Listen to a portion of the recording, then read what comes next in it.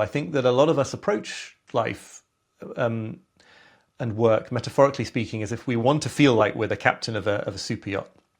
By which I mean, you're up there on the bridge, everything is very calm and controlled, you're programming in your destination, your goals into the ship's computer, and then you sit back and you're in this very commanding place where you can see that you're fulfilling your goals and you're very confident that you're going to get to the destination, and it's all very sort of low risk, but also a little bit dead somehow. And I think the reality that we would do well to allow ourselves to acknowledge and to accept a bit more is that we're really in a little kayak. Hello and welcome to FranklinCovey on Leadership. I'm your host, Will Hodling. Today's guest is Oliver Burkeman. Oliver Burkeman is a best-selling author and well-regarded journalist whose work centers around time, focus, and meaning. His best-selling books, 4,000 Weeks and Meditations for Mortals, help readers embrace life's limitations and prioritize what truly matters. A longtime Guardian columnist, his writing has also appeared in the New York Times and the Wall Street Journal. In today's far-reaching conversation, we'll touch on many of the most important lessons from his books, how we can all live more meaningful, productive, and connected lives. Oliver Burkeman, welcome to FranklinCovey on Leadership. Thanks very much for inviting me. I'm glad to be here. Wonderful. I'm very excited about today's conversation. So you are a self-proclaimed self-help skeptic, and yet you write a lot of self-help books, articles, and whatnot.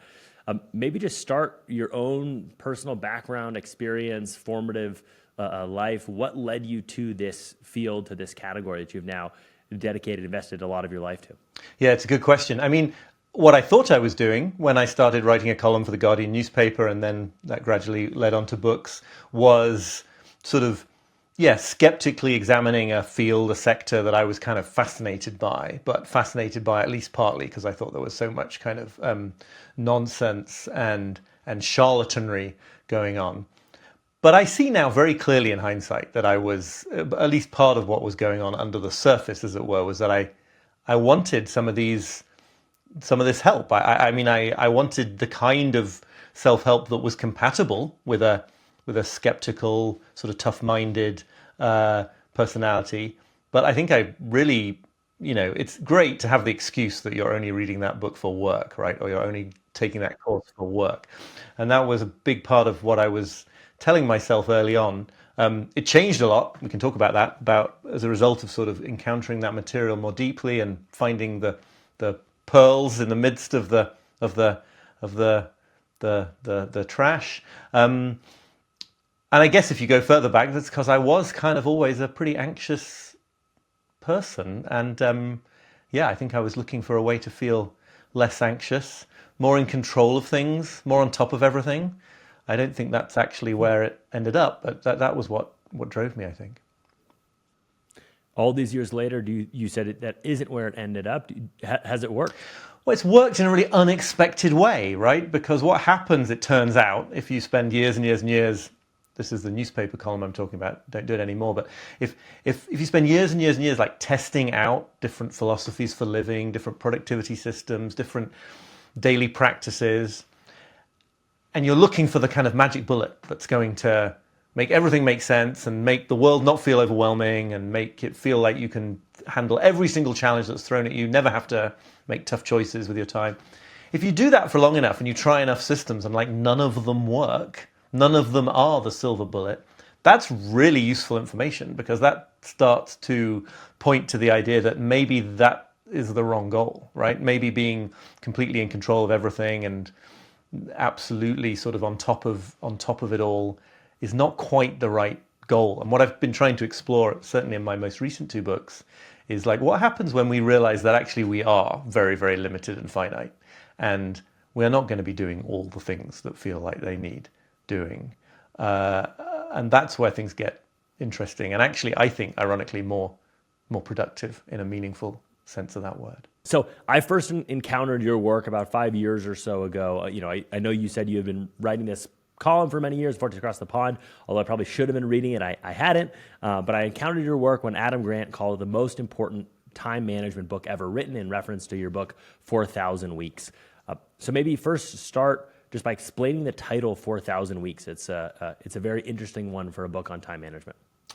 Yeah, I mean, what I wanted to do, because I was fascinated and always have been by the field of time management, but also kind of by the broader challenge of building a meaningful life, what it means to be human. I wanted to see what happened if you took that challenge of managing time like really seriously, not just thinking about it as something that we maybe do for a few working hours a day, but really looking at the time that we have as humans. And 4,000 weeks is a sort of deliberately scary expression of the approximate duration of an average human lifespan in the developed world these days.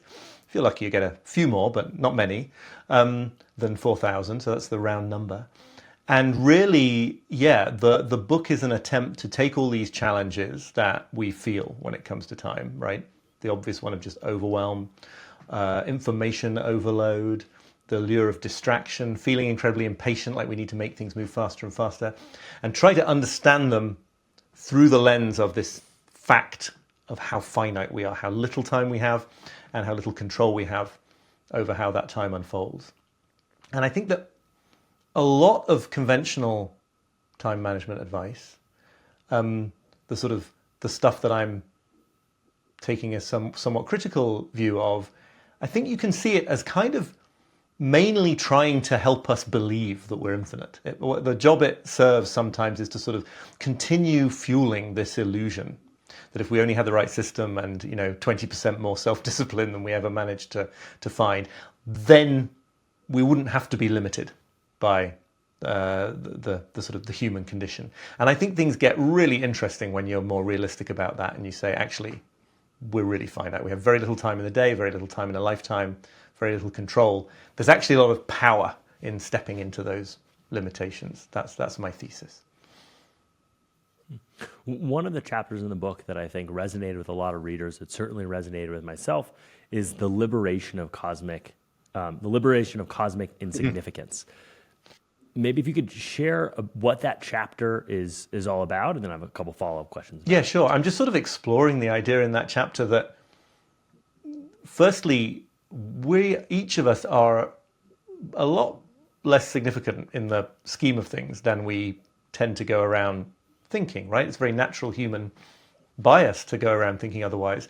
But your life is just a minuscule blink of an eye against the backdrop of cosmic history, and works in terms of spatially in the present as well, right? You're a tiny little portion of consciousness in an enormous and complex world, and we tend to think of that as a bad thing. And we've sort of inherited these ideas that living a meaningful and significant life means doing something huge on the level of history, or that impacts millions of people, or that is remembered centuries from now.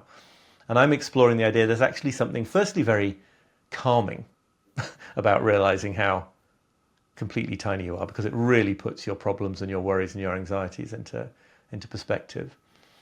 And secondly, that it's actually the starting point for building a more meaningful life, because it allows us to sort of recalibrate what we mean by a meaningful life and doing things that matter.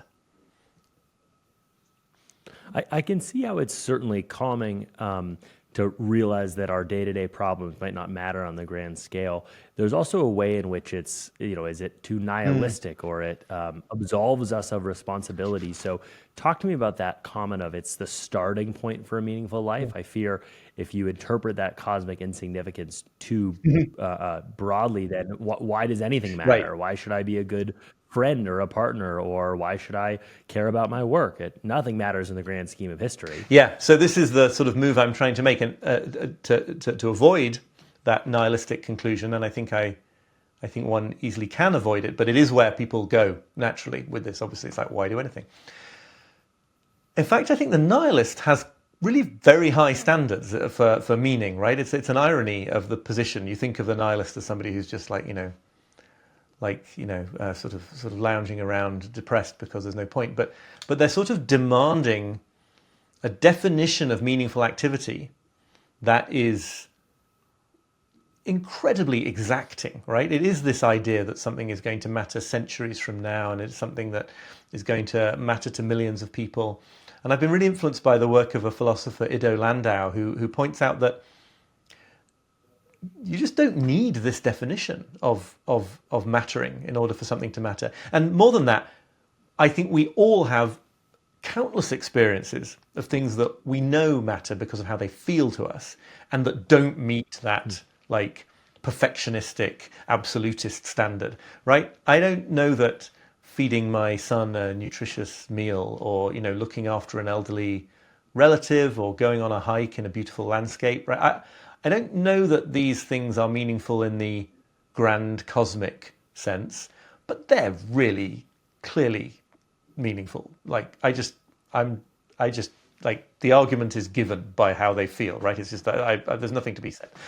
And so I think it's really useful when we sort of let go of this burden of everything having to count by our being famous or remembered or leaving a huge legacy. It actually enables us to embrace many more things in the world that really do matter. And maybe even lots of things we're already doing, right? So maybe the person who is feeling a bit nihilistic can get into this mindset and see that actually they're doing all sorts of things that count in their community or that count for themselves or their family. So I think it's really liberating in that respect by freeing us from that perfectionistic standard. I think it's a powerful reframe. I think that the idea of focusing on what really feels meaningful versus, maybe our grandiosity or feeling need for grandeur or for leading some tangible legacy, I think is a powerful kind of focusing tool. In the book, you talk a lot, speaking of focus, you talk about the importance of prioritization and that given this finite time, we really need to prioritize what matters most. And that means saying no to good ideas, saying no to things we actually do want to do. So curious, taking the philosophical personal, what are things in your life that you've said no to over the course of the last few years that might be very good ideas or things you really want to do, but they just aren't in your top 5 priorities? Yeah, it's such a good question. And I mean, I will answer the question, but just to sort of frame it a bit further, I think so often we hope that we can use some sort of prioritization system or follow a philosophy of prioritization secretly out of the feeling that we'll get to not have to choose between anything, right? That if we make everything the right level of priority and we fit it all in to the calendar, then everything gets done. And of course, it's much harder than that. It's to do with letting go of almost everything. There are sort of grand and smaller ways of thinking about this. So if you sort of wholeheartedly commit to, like we did, moving from Brooklyn, New York to the wilds of North Yorkshire, I'm by definition missing out on all sorts of things that I loved about, especially socially, about living in New York. And it's not because I figured out finally that they don't really matter very much and that being here matters more. It's that just like everything matters, or loads and loads of things matter, and you have to make a choice because that's how you get to spend a bit of your time, a bit of your lifespan, doing something that you want to do. So I think that was an example of it. I think anyone who's a parent will know that there are all sorts of contexts in which the thing you're giving up for your kids is not a bad thing or a useless thing. It's like, no, I've just got to make this. I've got to make a decision, and I choose to make it in accord with these values. On a much smaller level, I've been fortunate for 4,000 Weeks and the more recent book to do pretty well, and so I'm ending up being, lots of opportunities come one's way. This is the irony that lots of people discover, right? That these tough choices get harder if you have some success, because actually you're dealing with a greater proportion of enticing opportunities. But I'm often having to explain to people who've asked me to read and maybe endorse their book or to go and speak or things like that. Like, I've just got to say no to a lot of things. It's not that I've done a really serious calculation and deemed all these other things worthless. You're right about saying as well, or implying in your question, that it's also about figuring out what matters the absolute most. And then being willing to say no to things that really count but just aren't the absolute most important. And that's true.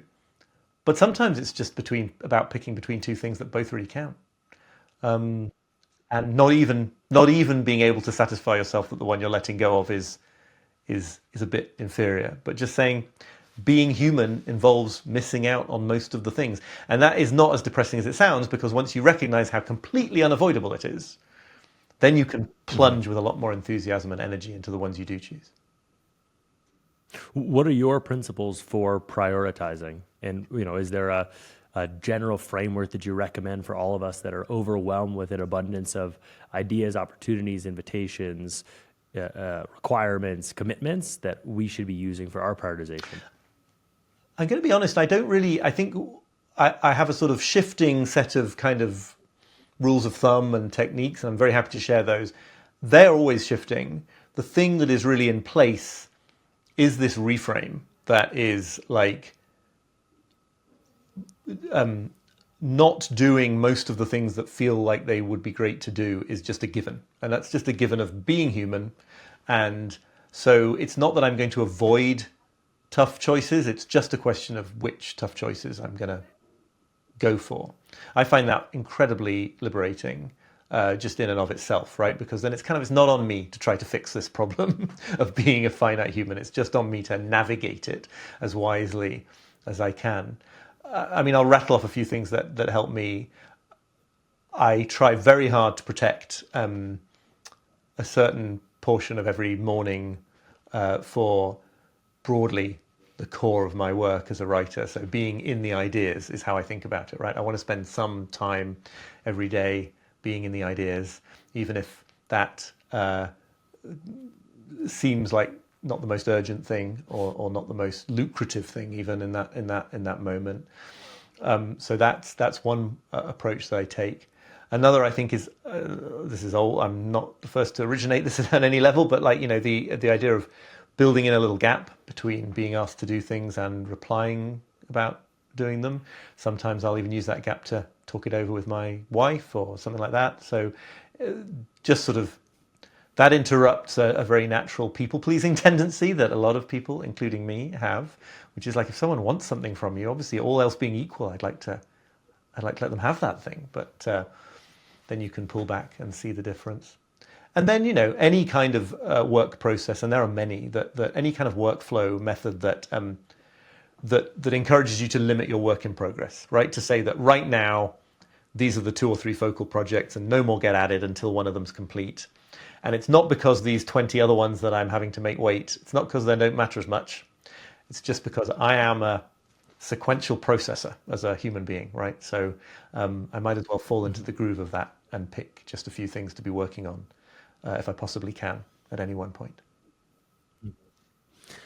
So I want to move from 4,000 Weeks to your more recent book, Meditations for Mortals. So this was actually gifted to me by my brother last year for Christmas, which is maybe some side of my own productivity obsession and potential workaholism, et cetera, et cetera. So we can dive through that on the therapy couch together after this podcast episode.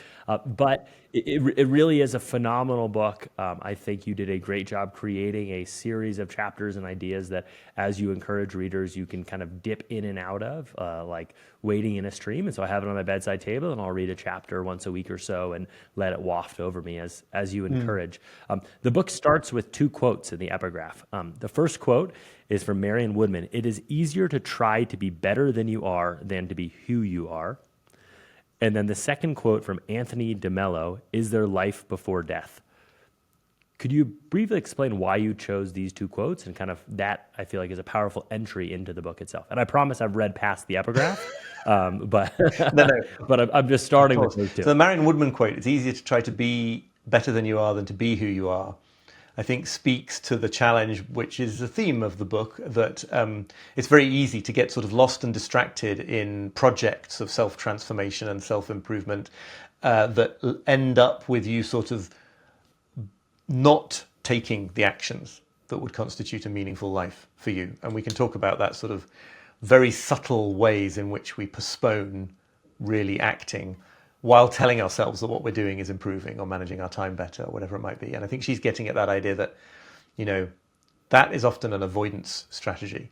Being who you are, showing up, doing the things that you've always been wanting to do, even if they trigger fear, like that's where the meat is. And then Anthony DeMello, "Is there life before death?" That is the question. I love this quote because it really, obviously he's playing off against the question of is there life after death, but this notion that we can live in a way that is really alive and present, or we can be living in various different forms of sort of hanging back from life, of which I think one of the most popular ones, certainly it's been my biggest problem, is living this kind of provisional life that says it's gonna, I'm preparing now for the later moment when I've got everything in place, and then I'm really gonna do the things, then I'm really going to be living the life and doing the work that I want.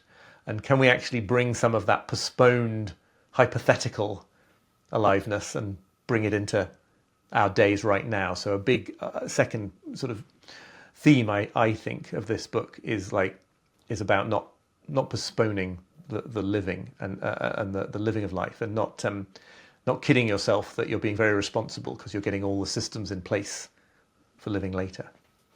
I think many of the best leadership lessons, many of the best life lessons are very cognizant of the packaging. I think about 7 Habits. In 7 Habits, Stephen R. Covey coined a lot of terms that are now part of our common vernacular. Put first things first, begin with the end in mind, think win-win. These were ideas that he framed and really kind of cemented through those very clever words. I think similarly, you've done a great job in naming your chapters in ways that I think were very memorable. And so there's a few chapters that I wanted to highlight that have stuck with me since I've read, in part because of your crisp framing and strong images. The first is kayaks and superyachts.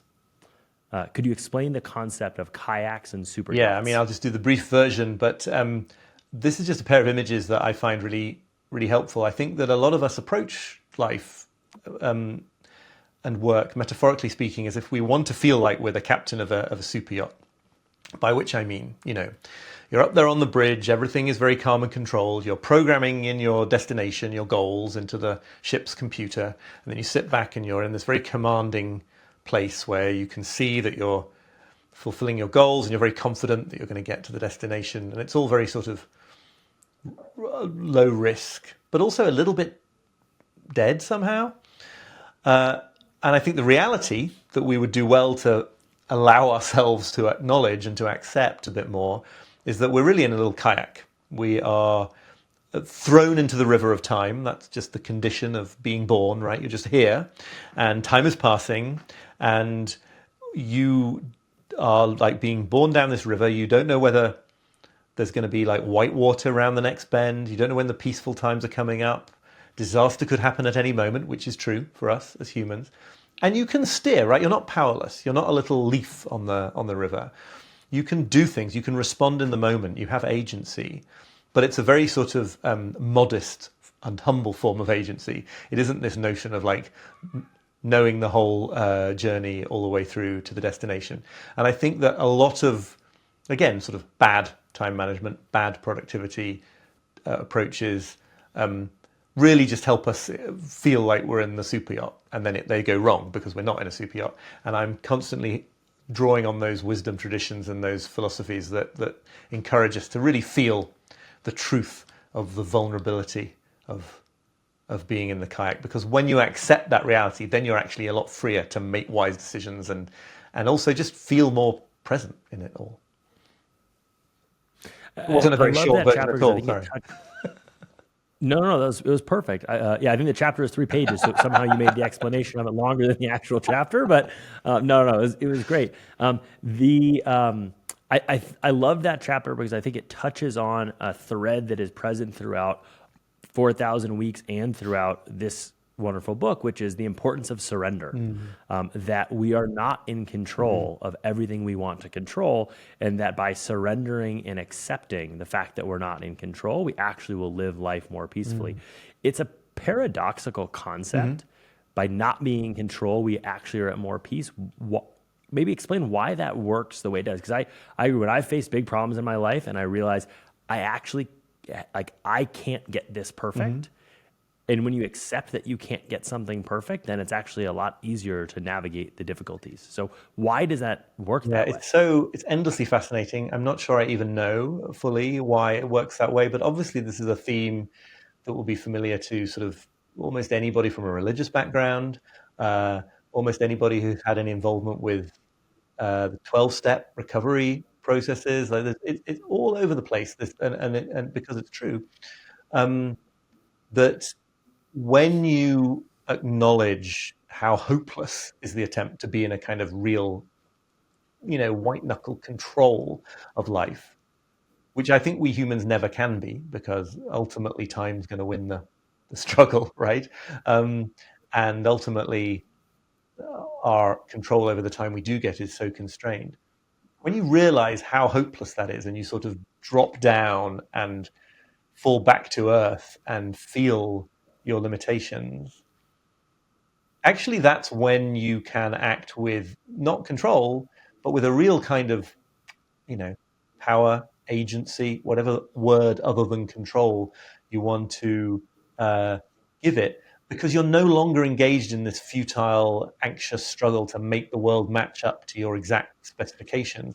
You're actually able to look at what's here, figure out what talents you have and what resources you have and what other people you have to draw on, and genuinely do the most exciting and impressive and accomplished things that are available.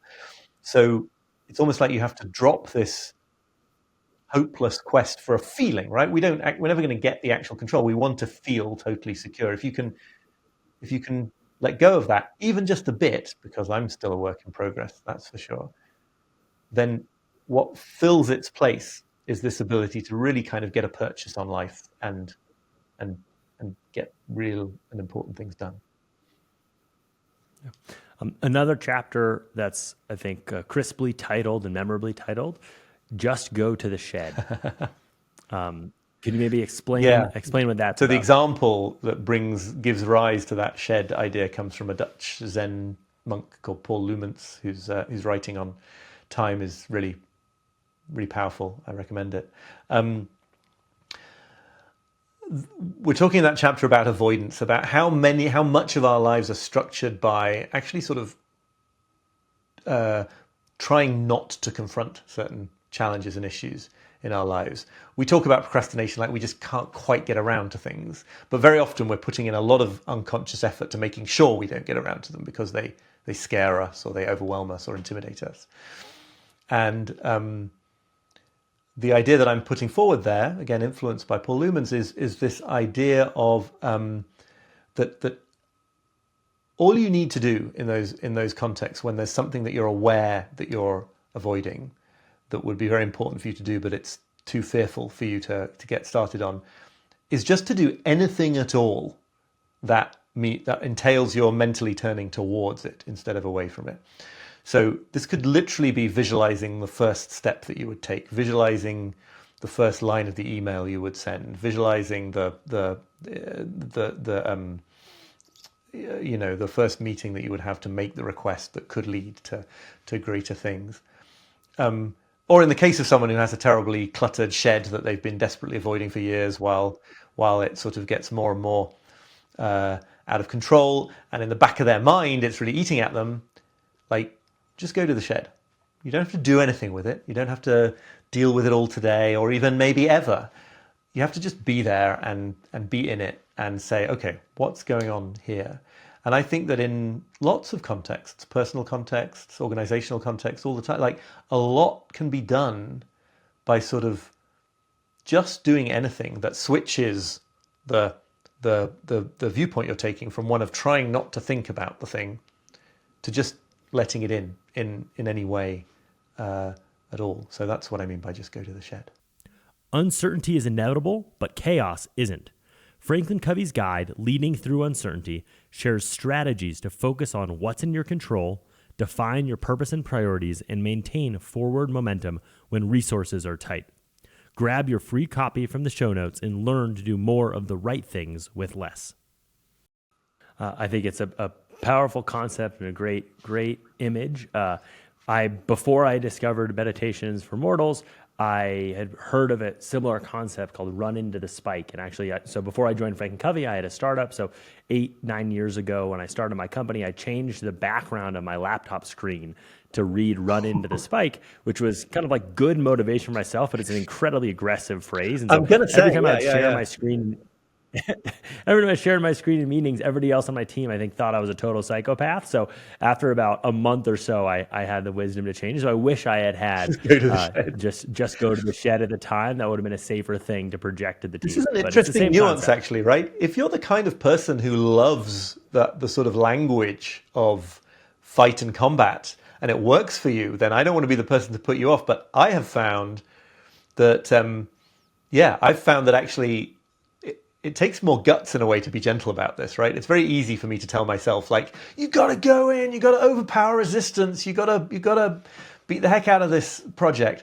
And then I don't do it because I kind of don't want to fight, and because fights are not something that you anticipate enjoying. So sometimes it's actually the sort of more courageous option to think about these things and to move into them in a gentler way. Yeah. Yeah. I have many other chapters that I want to highlight, but in the interest of time, I'm gonna allow you to do dealer's choice on the third that you want to select. Is there something that either it's maybe something you're working through and reminding yourself of right now, and by talking about it, it's going to bring back into your life, or something you think the world needs in this moment? So what's the third chapter from the book that you would want to highlight? One idea that applies in both those ways is the one towards the end that I call starting from sanity. What I'm getting at there broadly is that, we all have this idea, I think, of how we want our life to be, how the kind of person that we want to be, and how we want our experience to go. So for me, it might be, I'd like to be very calm, but quite energetic. I'd like to be able to focus on, the creative work that I value so much, but also spend lots of time with my family and have a busy social friendship life and take enough time to rest, all those things.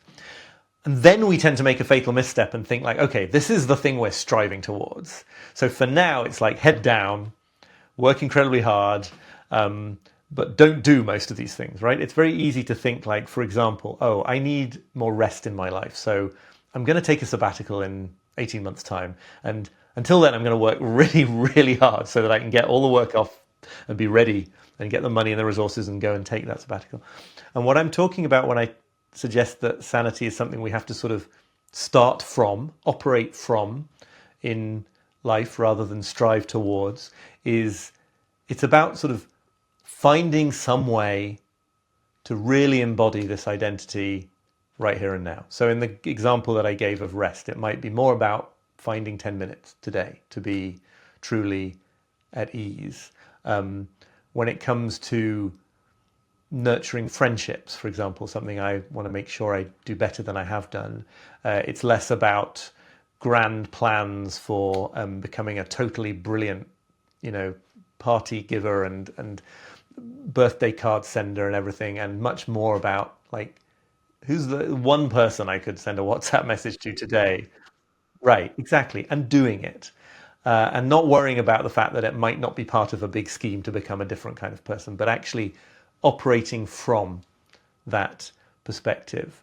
I think organizationally too, this comes up a lot, right? People feel like, we should have better communication between the different layers of our company. So let's start a committee to study this issue, and maybe in a year's time we'll have an answer. Or you could just be a node for that better communication in the emails that you send and the conversations that you hold. And you could do that today. I think that's often what it comes back to. What small, imperfect, stumbling thing can you do that you would actually do today, rather than chasing these dreams of doing it all perfectly, but later? I think that is a powerful idea of let's not postpone until we have some window where we can do it perfectly, but let's incorporate it into our day-to-day now. So I think the challenge with a lot of these concepts and material is that they're great written on page. They're hard to bring into the reality of our day-to-day. In the book, in the opening of the book, you talk about do not try to read all of this in one or two sittings, and do not lash yourself if you're not applying it appropriately. Kind of be kind to yourself as it wafts over you and it changes you slowly. How do you encourage people to go from idea to reality, though, and actually take these philosophies and turn it into their practices? Well, this was sort of central to how I structured the book. A lot of the book is about not being a control freak, so I can't actually tell people that they have to read it in a certain way, because then I'd be being a control freak and be a total act of hypocrisy. But the invitation is, 28 chapters. You could read them, for example, one very short chapter a day for a month. Or you could do it at the kind of pace that you spoke about doing it, or dipping in.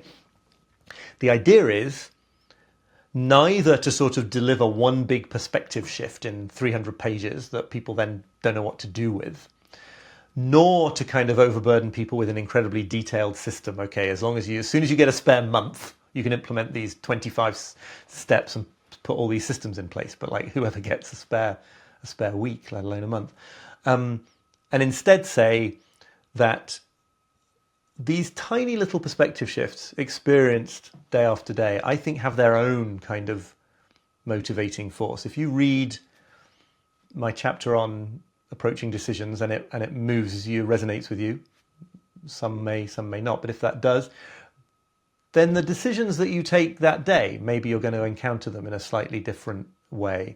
Maybe a few of the reframings that I offer in this book are going to just stick with you, not because you took extensive notes and then made yourself learn it using a spaced repetition app or something, right? But just because, oh, yeah, that really works for me, and then I remember it. And that's always how it's been for me, right?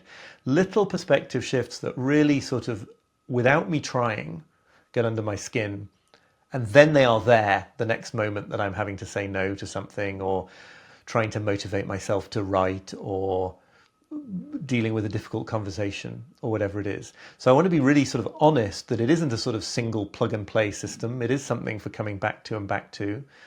But I think that's the way that real change can happen, with the sort of recursive, repetitive experience of just seeing the world from a slightly different angle. So really, my answer to your question was I tried really hard to embed that in what the book is.